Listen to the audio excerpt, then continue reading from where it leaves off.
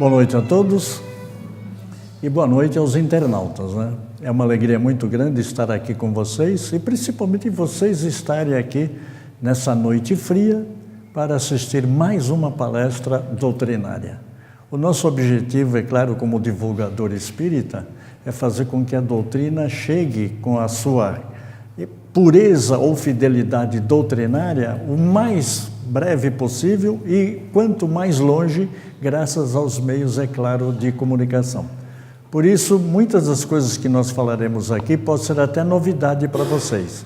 Mas o que nós queremos, na verdade, é oferecer a oportunidade de procurar, através do conhecimento, libertar-se de certos princípios, certos conceitos, mitos, lendas ou coisas parecidas que nós carregamos durante toda a nossa existência.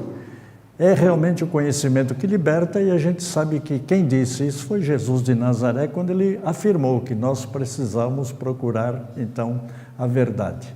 E a exposição de hoje tem exatamente essa finalidade.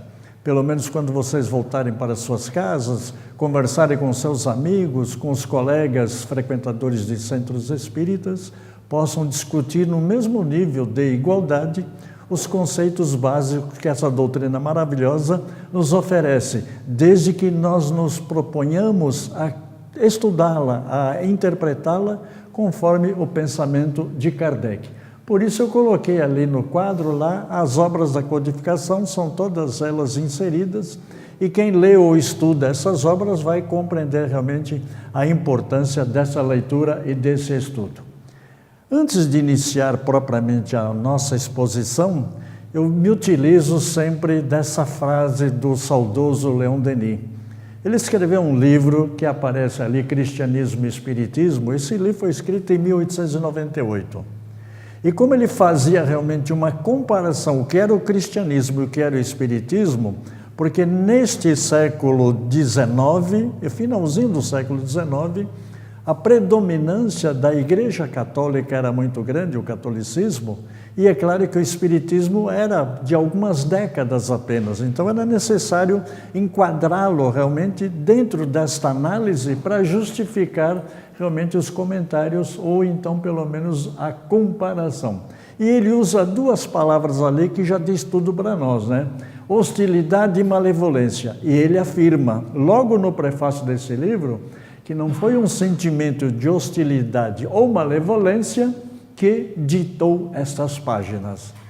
Eu me valho desta frase para justificar algumas colocações que serão colocadas para que vocês também possam fazer a sua análise. Nós sabemos hoje que existe mais de 12 mil centros espíritas no Brasil.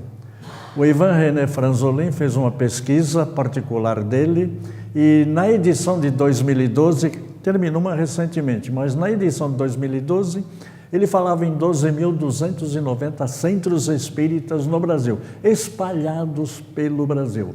E o que é interessante é que isso envolve o quê? A chamada divulgação doutrinária. Quem é que faz essa divulgação doutrinária?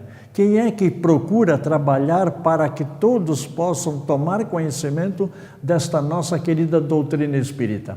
Eu coloco aqui, primeiro os dirigentes espíritas, porque eles estão nessas casas e essas casas estão recebendo um público que participa, seja como trabalhador, seja como estudante. E seguindo essa linha de divulgação, o que mais nós temos? Os próprios expositores, os livros editados, jornais, revistas, o rádio, a televisão, teatro, cinema e, é claro, pela internet. Provavelmente muitas pessoas estarão assistindo pela internet essa transmissão. O que significa que os meios de comunicação facilitam também a divulgação doutrinária. E até que se faz pela internet, alcançando os lugares mais longínquos, é claro que alguém vai refletir em cima daquilo que foi dito ou daquilo que será dito. Mas nós ficamos preocupados de uma certa forma aqui, olha, porque o dirigente espírita, e a maioria deles estão ligados a uma casa espírita, e eles vão se manifestar segundo as suas ideias. Aí eu fico me lembrando realmente uma preocupação muito grande no meio espírita, qual é? É aquela que diz assim, espiritismo à moda da casa. Ou seja, as pessoas não estudam conscientemente a doutrina espírita e passam informações ao público como se aquilo fosse doutrina, como se aquilo fosse a nossa codificação. Não temos como controlar isso, aliás, não existe nenhum índice, vamos dizer assim, que condene e que vá perseguir dirigentes espíritas que sejam, entre aspas, antidoutrinários. Nada disso. Mas a grande importância dos grandes meios de comunicação é exatamente cobrir essas falhas, porque nem todas as casas espíritas que são criadas, ela tem realmente uma formação doutrinária dos seus dirigentes para passar realmente a doutrina como de fato ela é.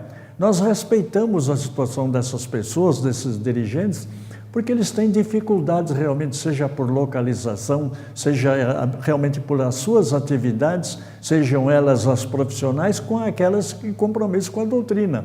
As atividades que a Casa Espírita tem para acolher, receber, instruir, consolar e informar qualquer pessoa que procure um centro espírita.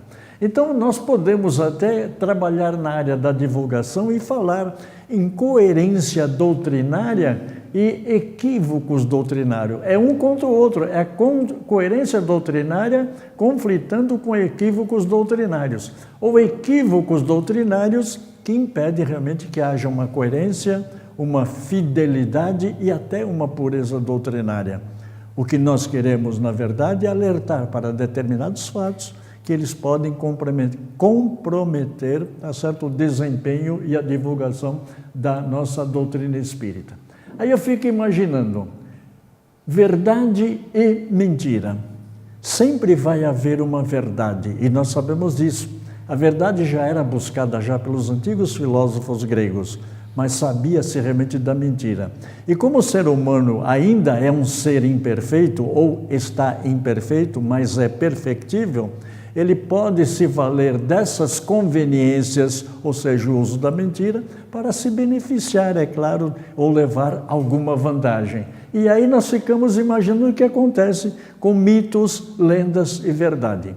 Quantas histórias nós não já ouvimos com certas afirmações que, além de serem ridículas, são incompreensíveis e, mais do que isso, inaceitáveis. É impossível realmente admitir certas afirmações que gozam do atributo da chamada verdade.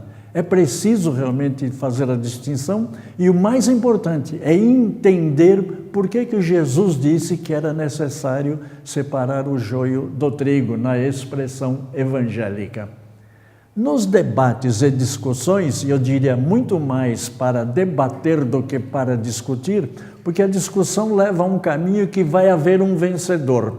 E já no debate vai haver a chamada conciliação.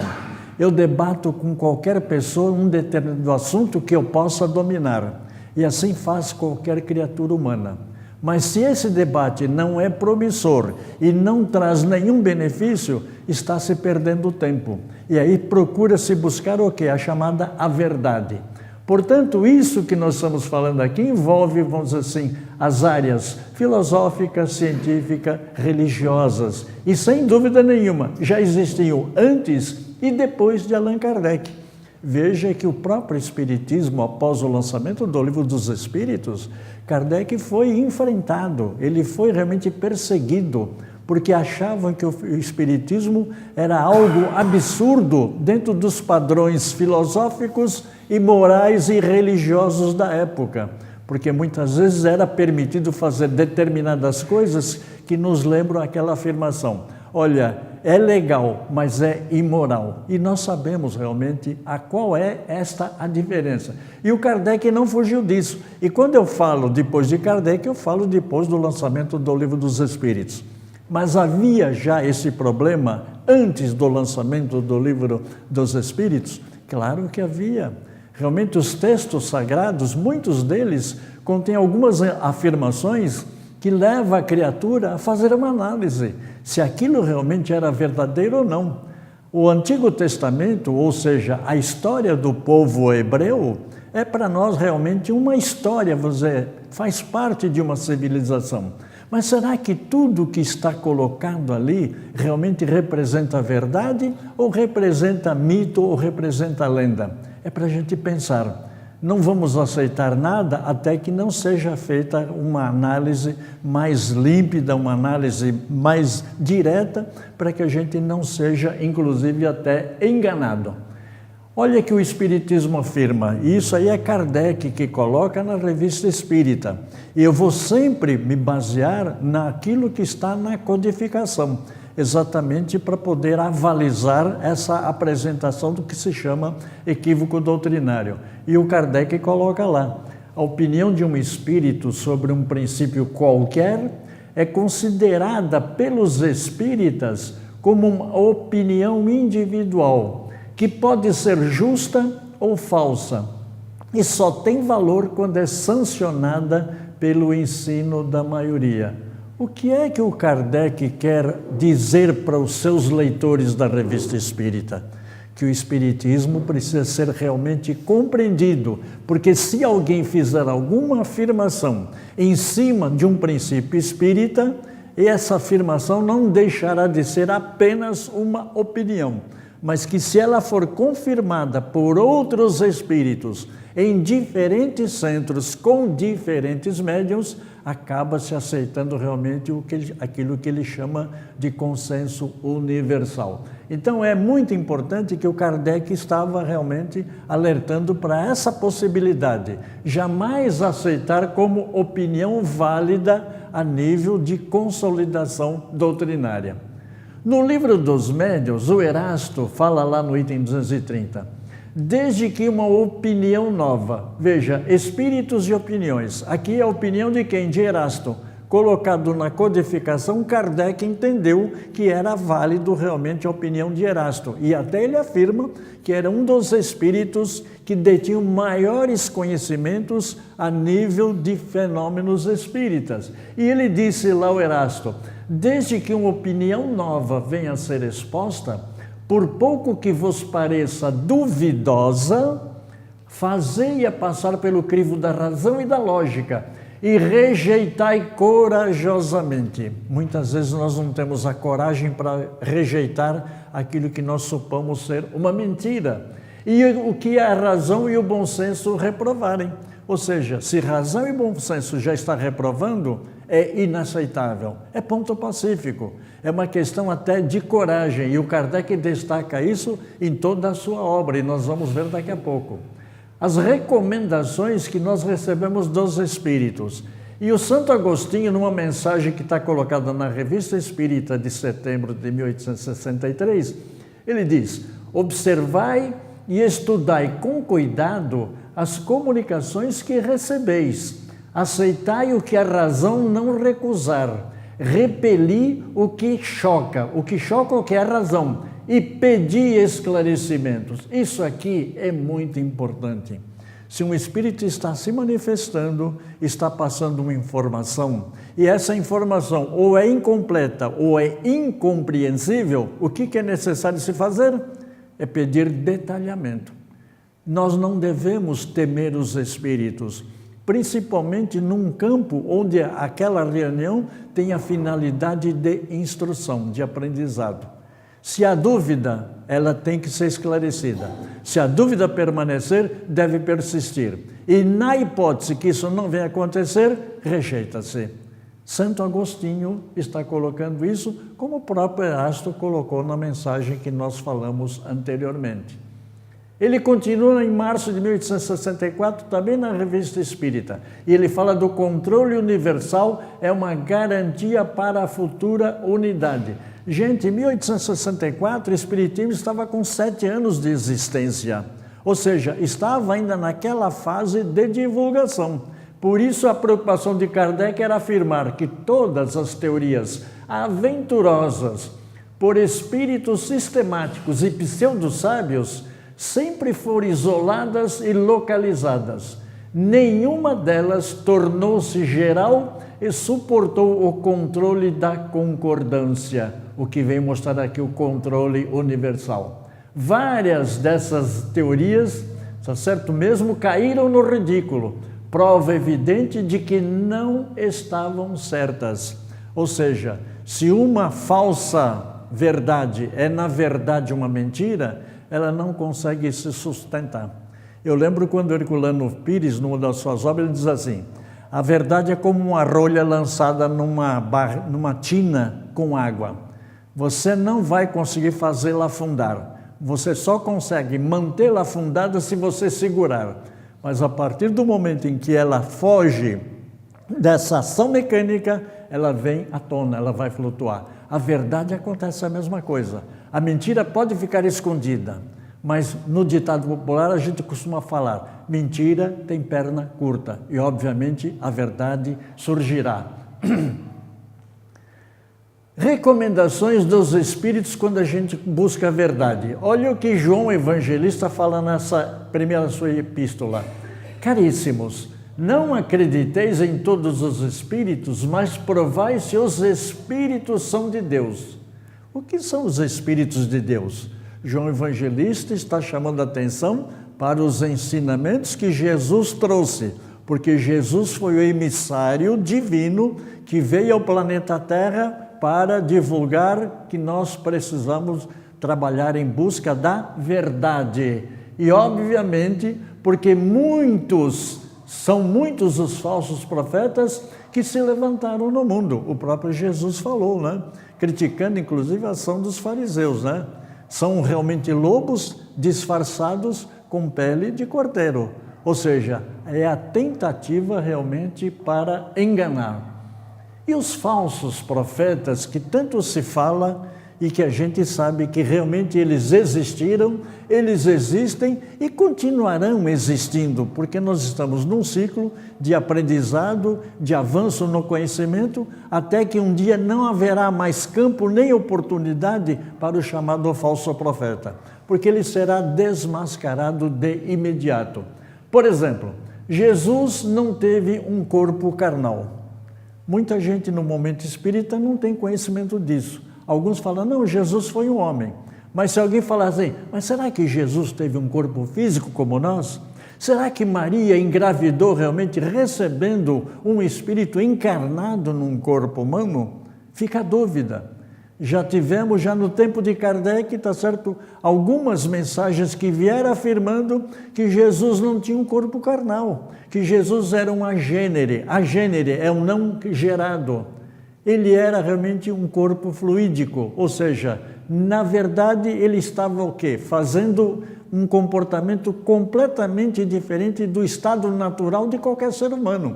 Então, segundo essa hipótese, ele fingia que mamava, ele fingia que bebia, enfim, havia todo um fingimento. Inclusive, alguém chegou até a afirmar: fingiu que morreu na cruz.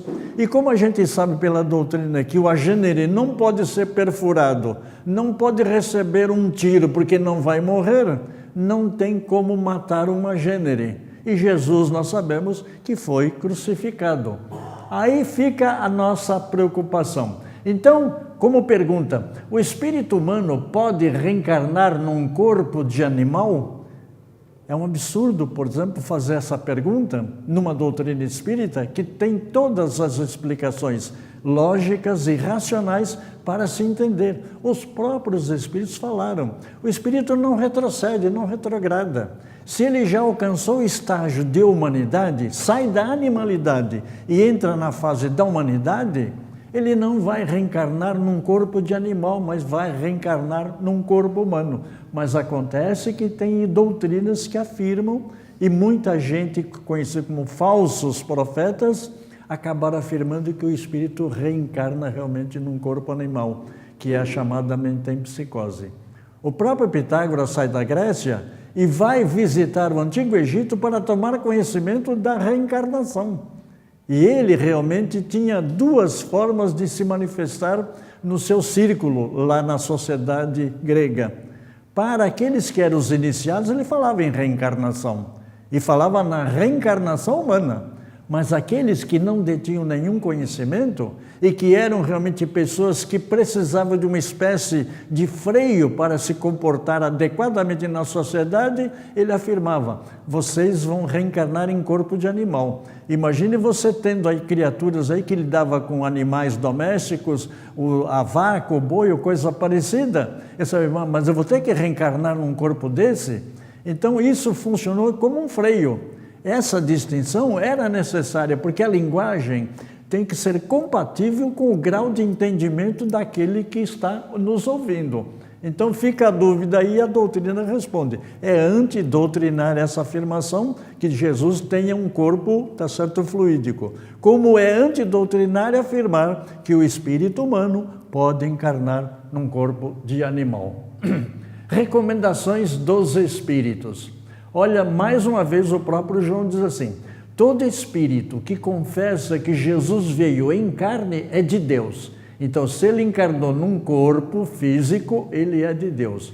E todo espírito que não confessa que Jesus veio em carne, não é de Deus. Então, aquele que afirma, segundo João, que o espírito não teve um corpo carnal, esse espírito não é de Deus. Ou seja, é uma mentira, segundo o evangelista João.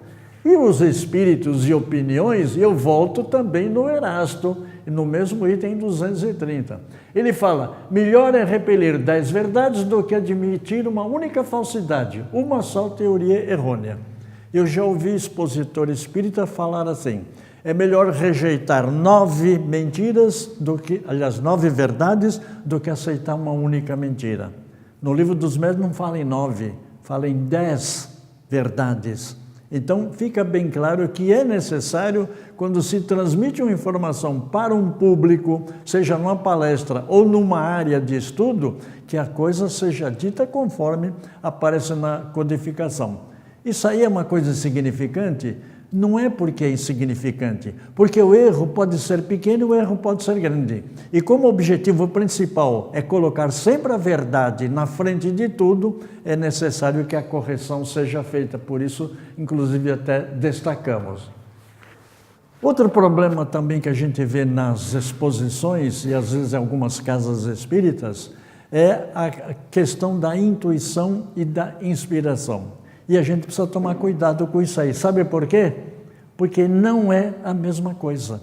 Intuição é uma coisa, inspiração é outra. Mas como é que eu vou distinguir isso na doutrina? É claro que na doutrina está claramente informado. E, inclusive, nas chamadas filosofia tradicional, a gente sabe o que é intuição. A intuição é uma coisa de natureza interior. A inspiração é uma coisa de natureza exterior, ou seja, ela é externa. Na questão 461 do Livro dos Espíritos, o Kardec pergunta: como podemos distinguir os pensamentos que nos são próprios, ou seja, que são nossos, daqueles que nos são sugeridos, aqueles que eles informam, ou seja, vêm de fora? E eles responderam para o Kardec: quando um pensamento vos é sugerido, tendes a impressão de que alguém vos fala. Vocês já passaram por alguma experiência que dá a impressão que ouviu uma voz interior? E se essa voz interior você não estava pensando naquilo que está se falando, você pode imaginar que ela está vindo de fora. Você não estava pensando naquilo, consequentemente, não se trata disto.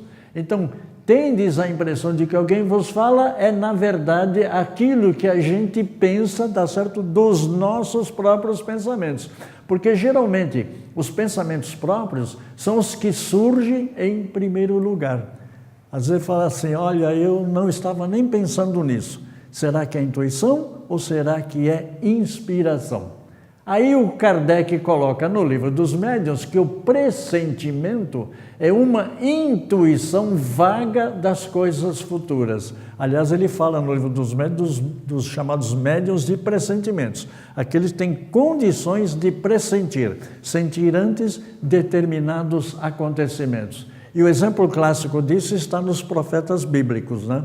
Porque eram médiuns proféticos, e o profético é aquele que pressente antes.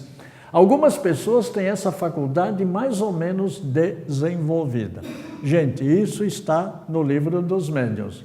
A intuição, portanto, segundo o Dicionário de Espiritismo, Metapsíquica e Parapsicologia do João Teixeira de Paulo, ele fala: conjunto de conhecimentos próprios adquiridos ao largo das múltiplas experiências do ser que lhe aflora a mente, espontaneamente, pois esses conhecimentos fazem parte do seu próprio conhecimento. Que fenômeno é esse? É um fenômeno anímico, vem de anima, que é a alma, ou seja, é o espírito da própria pessoa que num determinado estado consegue fazer o afloramento de algumas ideias, de alguns pensamentos e até de algumas informações. Isso é muito comum acontecer em reuniões mediúnicas, onde às vezes o médium fica na dúvida se realmente aquilo é dele ou se aquilo vem realmente de um espírito externo, em reuniões mediúnicas. Portanto, todo fenômeno anímico é aquele que parte realmente do conhecimento do próprio espírito. Que conhecimento é esse? Que ele já traz, está certo, na sua bagagem evolutiva, ou seja, de reencarnações passadas. A inspiração que já é diferente. Kardec pergunta, é sempre de si mesmos que os homens inteligentes e de gênio tiram suas ideias? E eles responderam, algumas vezes elas vêm do seu próprio espírito. Se vem do próprio espírito, é anímico. Então, nesse caso, é intuição. Outras são sugeridas por outros espíritos. Obviamente, ela vem de fora. E se é sugerido por outros espíritos, eu tenho que chamar isso aqui de inspiração. Que o julgam capaz de compreendê-las e de transmiti-las. Quando tais homens não as acham em si mesmos, apelam para a inspiração. Essa parte do Livro dos Médiuns, o Kardec fala do auxílio que os espíritos podem prestar a cientistas, pessoas nas várias áreas de conhecimento do ser humano. Um exemplo para a gente entender isso é mais ou menos esta. Um médico que lida realmente com saúde pode receber a inspiração de um espírito na área da saúde, porque aquele espírito encontrará condições favoráveis a nível de conhecimento de uma pessoa que está especializada naquela matéria. Ele não vai procurar um médico, um espírito ex-médico, não vai passar uma informação de natureza médica para o engenheiro, para o geólogo, para o arquiteto, porque ele vai encontrar muita dificuldade para poder passar essa mensagem. Esse campo das áreas das ciências trabalha muito a inspiração. Aí eu lembro da Roberta Miranda, que numa entrevista falou assim, eu deitava na cama e de repente me vinha na cabeça uma série, tá certo, de notas musicais e praticamente vinha também a letra. E ela falava assim, eu vou agora deixar isso aqui, amanhã eu vou colocar no papel. E no dia seguinte ela já não conseguia mais lembrar de nada. Até que ela mesmo confessou, quando vinha a inspiração, eu imediatamente ia lá e já escrevia. E a gente percebe isso na questão dos sonhos, né? Alguns sonhos a gente acorda e lembra perfeitamente. Passado algum tempo, dá a impressão que passaram a borracha. Isso é bastante natural. Então, quando os tais homens não acham em si mesmos, eles apelam para a inspiração. E uma inspiração é feita mais ou menos assim. Aquele profissional está diante de uma dificuldade e ele naquele instante fala, ai meu Deus, me dá uma pista para resolver este problema. Isso deve acontecer quase que constantemente, porque o mundo espiritual e o mundo físico, eles interagem simultaneamente. Então não há como não ter e não receber a chamada inspiração. Aí surge então a pergunta, né? Qual é a causa da primeira inspiração? E isso está no Livro dos Médiuns. E eles responderam objetivamente pelo aquilo que nós falamos, a comunicação mental do espírito. Então é pensamento para pensamento. A inspiração, portanto, segundo o João Teixeira de Paula, no seu dicionário, né, é o recebimento espontâneo ou provocado de ideias e pensamentos provindo de espíritos. É a transmissão de pensamentos e mensagens de uma mente para outra. E essa transmissão é feita realmente mente a mente, ou seja, pensamento. Outro assunto também interessante nos chamados equívocos doutrinários. Kardecismo, espírita kardecista. Começo pelo espírita kardecista. Existe espírita kardecista segundo Allan Kardec? Claro que não. Não existe. Existe espírita, mas espírita kardecista não existe. Ah, mas se aquele meu vizinho bate na minha porta, tá certo? E vem perguntar se eu sou espírita, ele está pensando que eu sou daquele chamado de bruxo e feiticeiro. E aí eu fico preocupado falando, eu sou espírita kardecista. Talvez isso possa funcionar para evitar qualquer, vamos dizer assim, mal-entendido ou uma situação em que se está de saia justa. Mas para quem conhece a doutrina, isso não existe. Da mesma forma que não existe kardecismo, porque existe catolicismo, existe cristianismo, existe espiritismo, mas não existe kardecismo. Onde é que a gente vai buscar isso aqui? Caracteres da revelação espírita lá na Gênesis, é o primeiro capítulo da Gênesis. A primeira revelação foi personificada em Moisés, daí vem o mosaísmo. A segunda, no Cristo, vem o cristianismo. A terceira, em indivíduo nenhum. O que é kardecismo? Não é atribuir a doutrina espírita ao nome de Kardec. Ele aqui afirma, a terceira, tá certo, revelação, não está personificada em nenhum indivíduo. As duas primeiras foram individuais e a terceira é coletiva. Por isso ele fala que a doutrina é dos Espíritos. Ele faz essa afirmação logo na introdução do Livro dos Espíritos. Então nós temos que fazer essa distinção, temos que fazer. Então se nos perguntarem o que nós somos espíritas. Agora, se é necessário afirmar, eu sou espírita, estudante e seguidor de Allan Kardec, já dá um certo caminho para ser entendido ou compreendido. Mas falar, olha, sou espírita kardecista, o que adianta se a pessoa é leiga?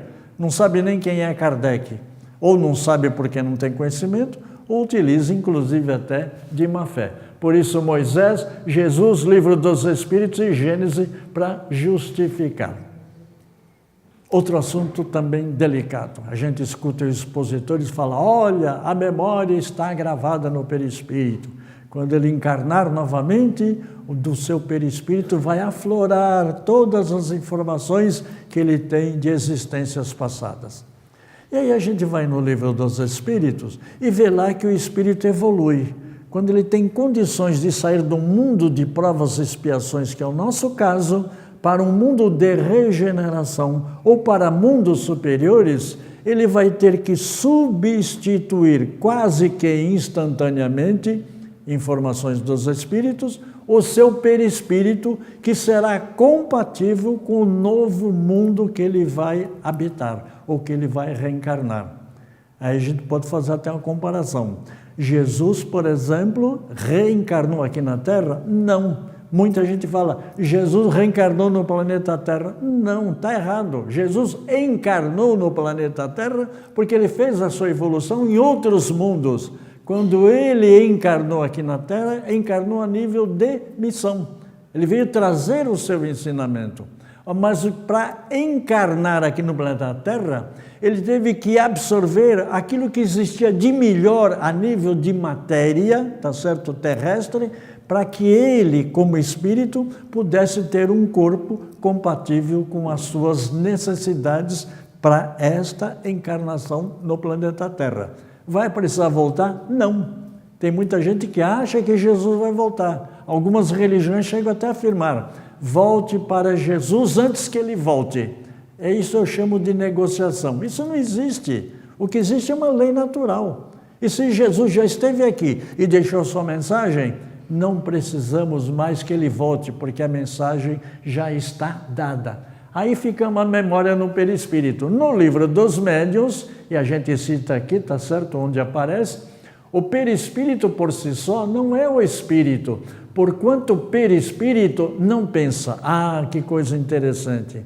Já descobri pela doutrina que o perispírito não pensa. Se não pensa, perispírito não tem inteligência. O perispírito é o agente, é o instrumento de ação do espírito. Qual é a outra função do perispírito? Levar as sensações do mundo físico para conhecimento do espírito encarnado. Essa sensação que o espírito tem como a nível de comando, enviar instruções para o corpo físico, tem que ser feita via perispírito. Portanto, ele é um instrumento, tá certo, de ação do espírito. Portanto, o pensamento é um atributo do espírito, não é do corpo físico e muito menos do cérebro, porque o cérebro, na verdade, como no computador, é um disco rígido que recebe realmente e trabalha. Mas o software, o programa, é o espírito, que trabalha junto com o cérebro. Na Revista Espírita de 1866, o Kardec coloca: esse envoltório perispírito não é a alma, pois não pensa. É apenas uma vestimenta. Sem a alma, o perispírito, assim como o corpo, é uma matéria inerte, privada de vida e de sensações. Ou seja, não tem vida e não tem sensações. Continuando, outro equívoco doutrinário, que nós chamamos que é a memória no perispírito. O perispírito, como matéria, não pensa, não tem vida, não age por si só, não tem inteligência, não é a sede da memória, armazena conhecimentos.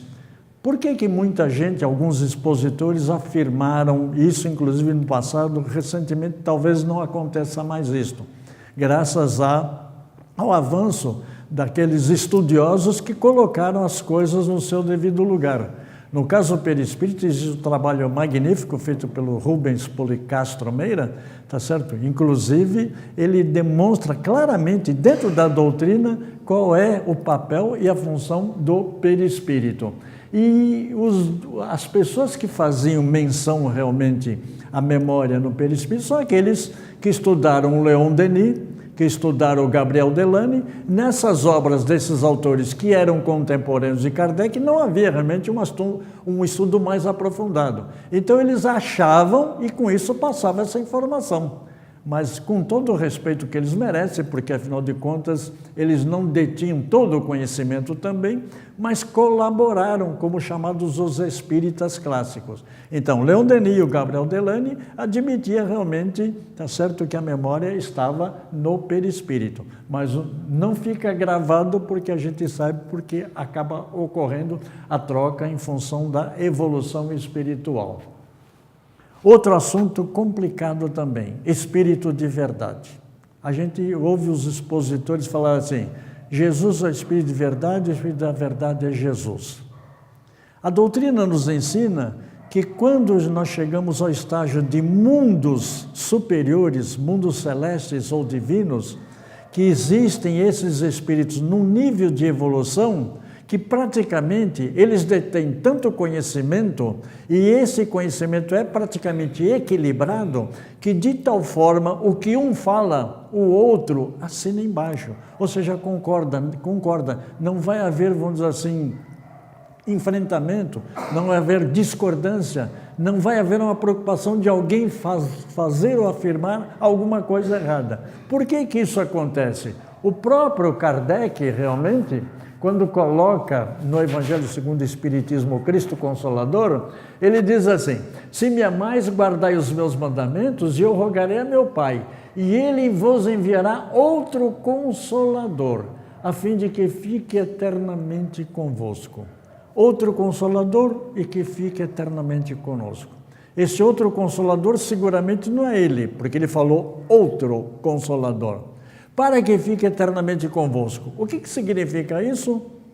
Se o corpo realmente, a vida biológica, ela, tá certo, é temporária, o espírito é imortal. O espírito vai permanecer sempre. Foi criado, como diz lá na questão 115 do Livro dos Espíritos. Simples e ignorantes, mas perfectível, ou seja, para alcançar esse estágio de sabedoria, que é o que acaba acontecendo. E o Kardec vai destacar isso exatamente para chamar a atenção do quê? Porque ele, o Kardec, vai aparecer no Livro dos Médiuns, jamais entendeu ou deu a entender que esse espírito fosse o próprio Jesus, um equívoco que tem sido repetido por autores expositores espíritas sem nenhum fundamento. Sugiro ver o comentário de Kardec que ele fez a propósito da comunicação atribuída a Jesus, que está no Livro dos Médiuns, no capítulo 31, no item 9, onde ele fala do Espiritismo. É uma mensagem que ele não coloca a assinatura. E ele explica: essa mensagem foi recebida por um dos melhores médiuns da sociedade parisiense. Eu não tenho certeza, também não sei, mas alguns falam que realmente era Hermance de Faux. Mas que, na verdade, ele coloca logo em seguida essa nota. E essa nota que ele faz, esse comentário, vai aparecer aqui, que eu sugiro que aqueles que ainda tenham dúvidas, que leiam realmente lá o capítulo 31 e o item número 9 e compare com aquilo que aparece no Cristo Consolador. Lá, aqui, provavelmente ele deve ter colocado Jesus e que deve ter eliminado por ocasião, talvez da segunda, terceira, sei lá qual foi a edição adotada. Mas que no capítulo 6 aparece como o Cristo Consolador, e quem é que assina a mesma mensagem? O Espírito da Verdade. As predições do Evangelho que aparecem na Gênesis, capítulo 17, item 39. Qual deverá ser esse enviado? Dizendo, pedirei a meu Pai, ele vos enviará outro Consolador. Jesus claramente indica que esse Consolador não seria ele, pois do contrário Jesus diria, voltarei a completar o que vos tenho ensinado.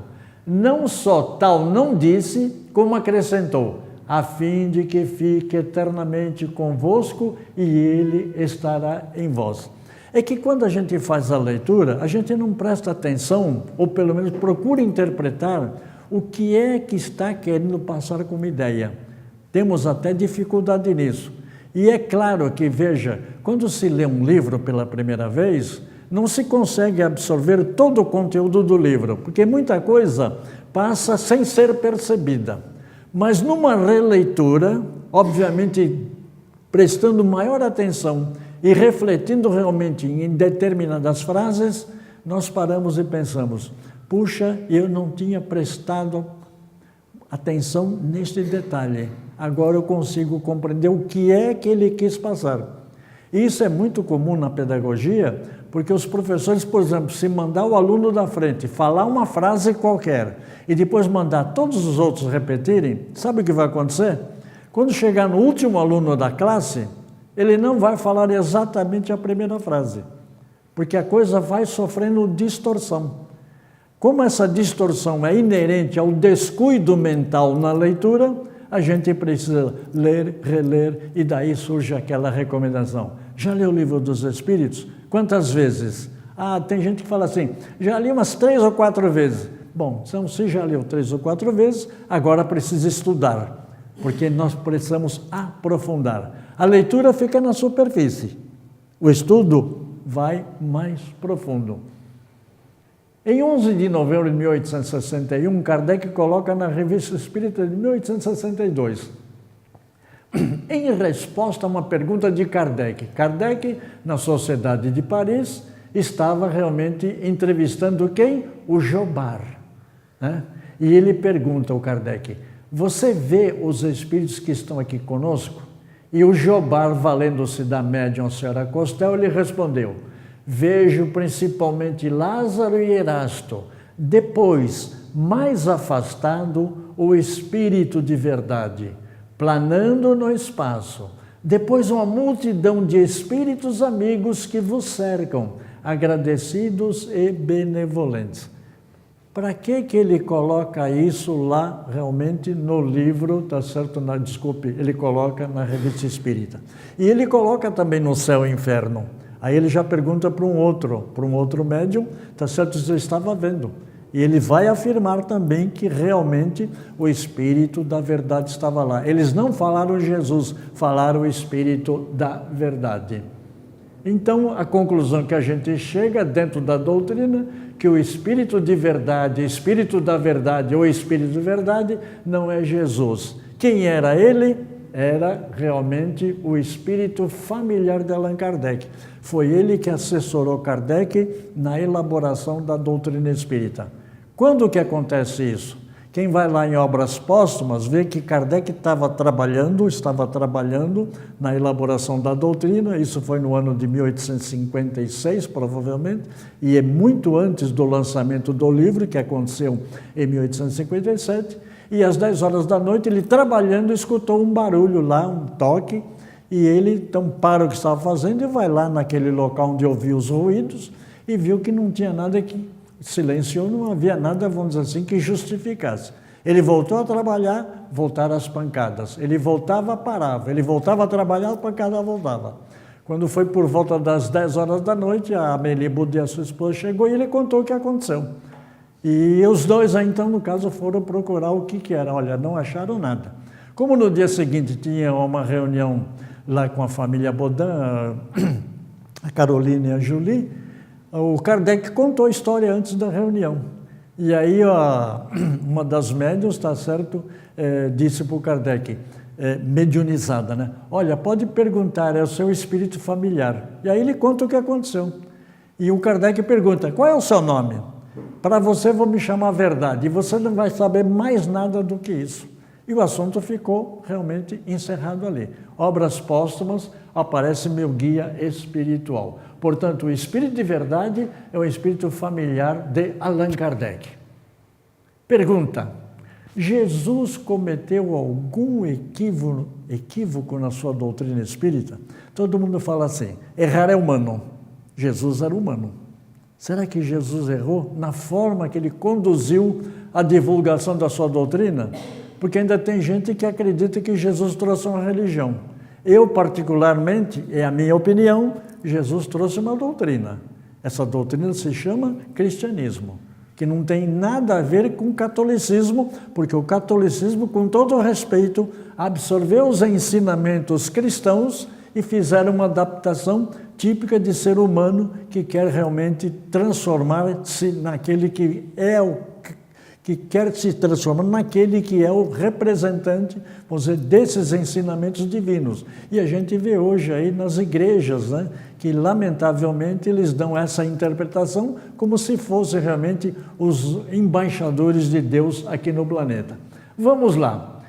Aqui aparece a mensagem de João, se permanecerdes em minha palavra, verdadeiramente sereis os meus discípulos e conhecereis a verdade e a verdade vos libertará. Então era necessário que a sua doutrina tivesse, como de fato teve, um objetivo. É o chamado o Sermão da Montanha.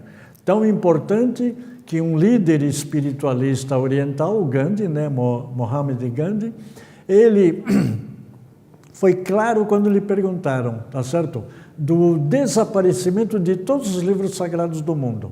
E o Gandhi reconhece que se salvasse apenas o Sermão da Montanha, nada estaria perdido.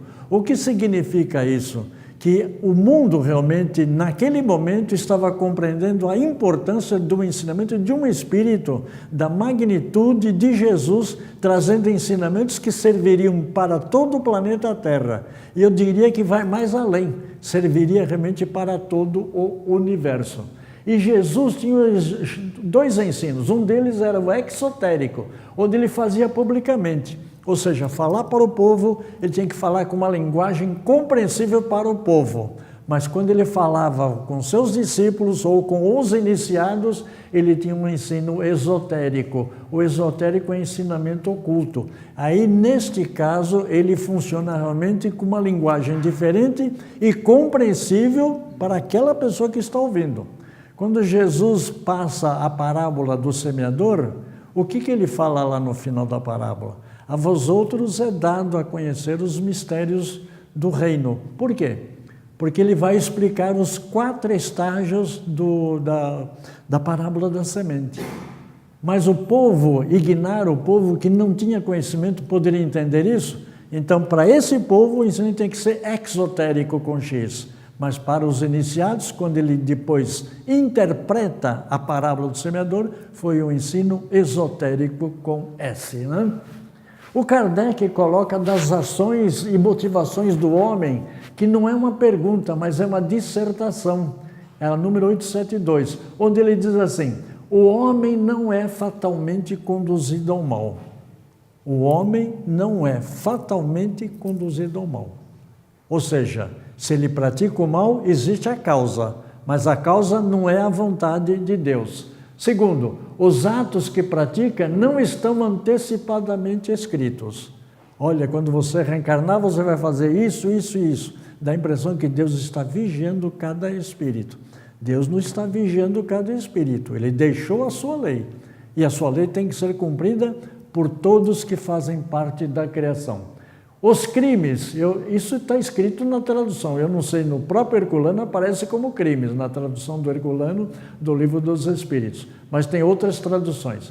Eu prefiro chamar de erros ou atos, conforme foi citado aqui. Porque os atos ou os erros que ele, espírito, comete, não resultam de uma sentença do destino. Porque aí nós temos que considerar que se existe lei, a lei deve ser aplicada.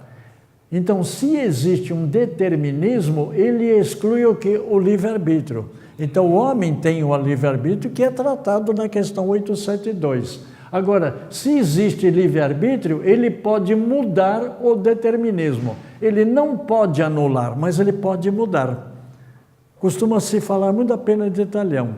O sujeito cortou um braço de uma pessoa numa existência passada, nesta encarnação ele pode sofrer um acidente que pode cortar o braço, ou vem alguém que também vai lhe cortar o braço. A gente vai entrar naquele ciclo, tá certo, fechado, que não termina nunca. Hoje ele é, vamos dizer, o assassino, amanhã ele é vítima. Ele volta a ser assassino, volta a ser vítima. Ou seja, se não fechar isso daí, se não interromper, nós não vamos conseguir compreender o que é realmente a lei divina ou a lei chamada de causa e efeito. Aí entra a lei de destruição. E nessa lei de destruição, o que vai para nós como interessante e importante é a interpretação da morte. Porque a morte é o assunto mais complicado para se discutir. Até em velório é difícil falar em morte. Por quê? Porque é uma situação realmente natural, mas que incomoda. A gente não consegue assimilar, não consegue aceitar, vamos dizer assim, racionalmente a morte, mesmo sabendo que ela faz parte da lei. Será que tudo que provoca a morte está previamente definido? Volto lá na 872, hein? Aquilo que o Kardec coloca. Olha, não é equívoco divino. Por quê? Porque a morte faz parte da natureza, mas é uma questão de compreensão humana.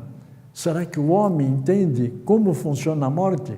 Porque, na verdade, seja uma morte pacífica, como se fosse comparada a uma vela que, quando você acende, ela vive um certo tempo até que ela acaba e some, desaparece. Então, isso aí realmente é um cessar natural da vida biológica, que nós chamamos de morte. Mas existem os chamados acidentes de percurso, que, na verdade, o que representam? Aquelas dificuldades que nós temos quando recebemos a notícia. Olha, fulano bateu o carro. Olha, o ônibus que ele ia caiu no rio. Olha, o avião que ele viajava caiu. Todas essas coisas nos assustam. E nós não conseguimos compreender esse fenômeno chamado morte. E isso está onde? Na lei de destruição, que é realmente a parte terceira do Livro dos Espíritos, as leis morais. E essa questão 728, Kardec pergunta, a destruição é uma lei da natureza? E eles responderam, né? É preciso que tudo se destrua para renascer e regenerar. Olha, quando ele fala é preciso que tudo se destrua, é que não vai sobrar nada, tudo precisa. Porque é um processo que está realmente dentro das leis divinas, tem que haver transformação. E aí a gente lembra do Lavoisier, quando ele afirma, né? Na natureza nada se cria, nada se perde, mas tudo se transforma. Nesta linha de pensamento é que a gente pode realmente entender que tem uma destruição necessária, que é a lei natural, mas existe a chamada destruição abusiva. E olha, e quantos exemplos nós temos de destruição abusiva? Quantos não existem? A morte física, ela pode ser natural e pode ser provocada. Dentro da natural existe a individual, existem as doenças, existe a velhice biológica.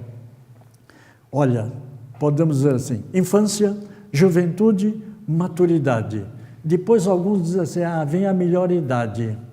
E eu vou colocar mais uma, vem daquele que chama assim, quase desencarnado. vai e não vai, está quase lá. Mas esse também é um processo natural, que nós não podemos fugir.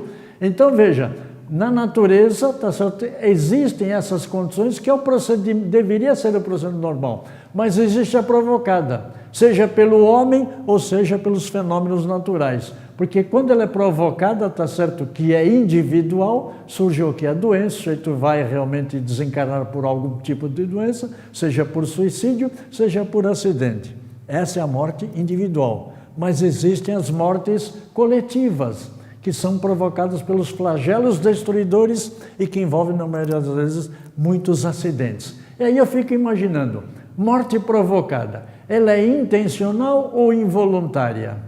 Porque aqui esse piloto desse avião aqui atirou esse avião contra os Alpes, matando todos os seus ocupantes. Ele quis suicidar-se, que de fato suicidou-se.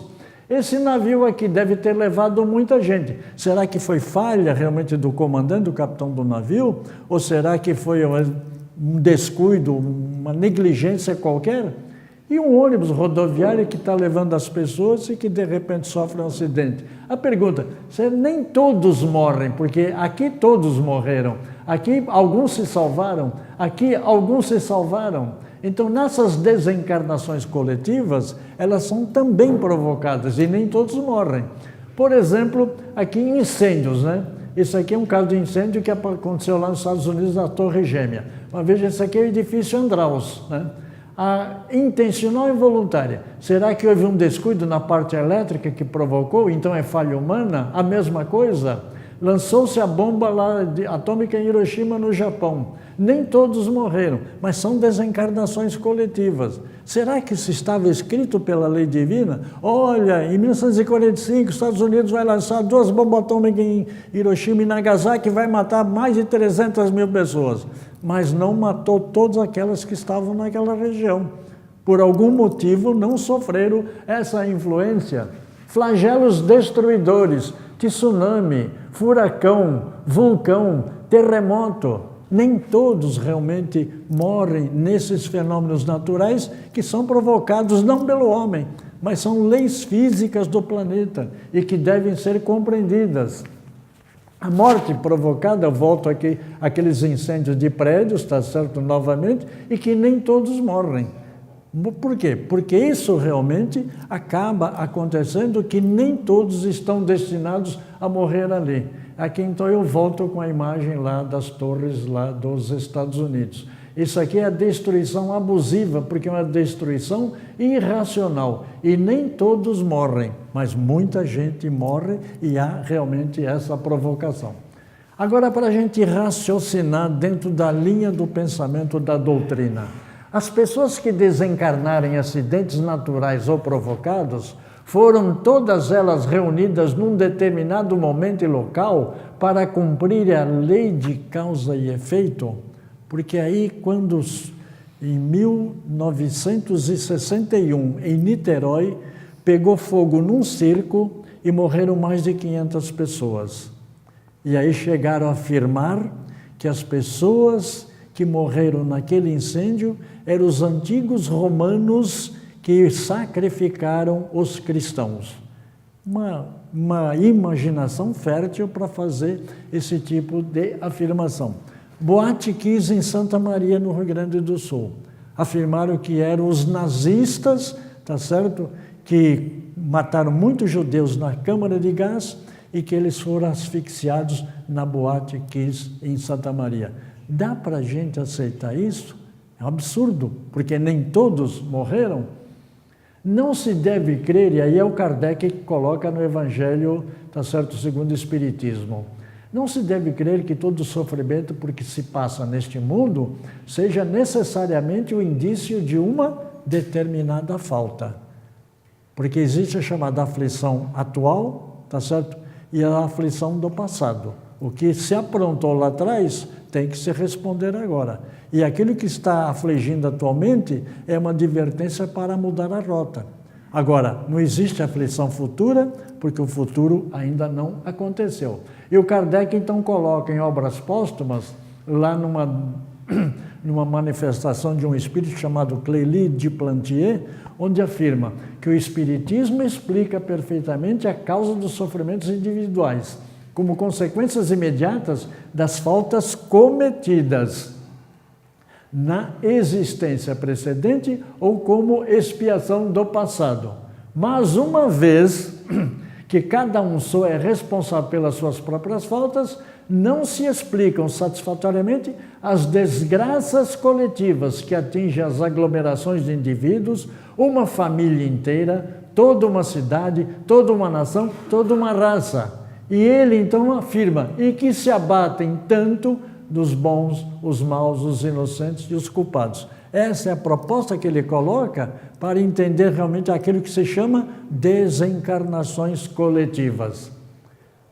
Aí a nossa pergunta é essa. Este livro comemorou, neste abril de 2017, 160 anos. É uma nova era para a humanidade, por isso ele tem que ser estudado, exatamente para se compreender todas as manifestações. O Espiritismo é o Consolador prometido por Jesus? Olha, uma dúvida nós não temos, aliás, até uma certeza, é esta, que ele, o Livro dos Espíritos, o Espiritismo, veio relembrar o que nós esquecemos, explicar o que não entendemos e acrescentar o que nós necessitamos para quê? Para a nossa evolução espiritual, ou seja, para a evolução espiritual do ser humano. As aparências enganam. Eu sempre mostro esse slide porque, olha, como as aparências enganam. E Jesus era claro quando ele falava assim para os fariseus: parecem sepulcros caiados por fora, com grande podridão por dentro. Quando a gente dá um banho de tinta numa casa, fica maravilhosa, né? Mas e a estrutura? Será que conseguimos compreender? Quem é o dono da verdade? Jesus falava na verdade, mas alguém está com a verdade? Nós estamos num processo de aprendizado. E eu fico com Hipócrates, que ele faz uma distinção entre saber e crer que se sabe. Por isso, a opinião precisa ser muito bem analisada, porque a ciência consiste em saber, em crer que se sabe resiste à ignorância. E eu recordo Herculano Pires, no livro Curso Dinâmico de Espiritismo. Todos falam de Espiritismo, bem ou mal, poucos o conhecem. Por que não se conhece muito? Porque não se estuda devidamente como deve ser estudado. Volto ao Leon Denis. O Espiritismo será o que dele fizerem os homens. É no livro No Invisível. O Espiritismo será o que dele fizerem os homens. Como os homens fazem tudo à moda humana, à moda da casa, ou com interesse ou conveniências próprias, vem se vendo esses absurdos que na nossa doutrina chamamos de incoerência doutrinária. Agora, para nossa reflexão, se não podemos, como espíritas, proteger e divulgar os princípios estabelecidos pela doutrina espírita, a doutrina será descaracterizada pelos espíritos, encarnados ou não. E aí fica realmente aquele nosso entendimento. Nem todo livro psicografado segue a doutrina espírita. E nem todo espírito que psicografa um livro é um espírita, ele é um espírito. E aí eu deixo para vocês esse painel onde mostra toda a nossa codificação dessa nossa querida doutrina espírita. Agradeço imensamente a atenção de vocês, os amigos internautas, e nós vamos continuar as nossas atividades e os nossos trabalhos. Que Jesus nos abençoe. Muito obrigado.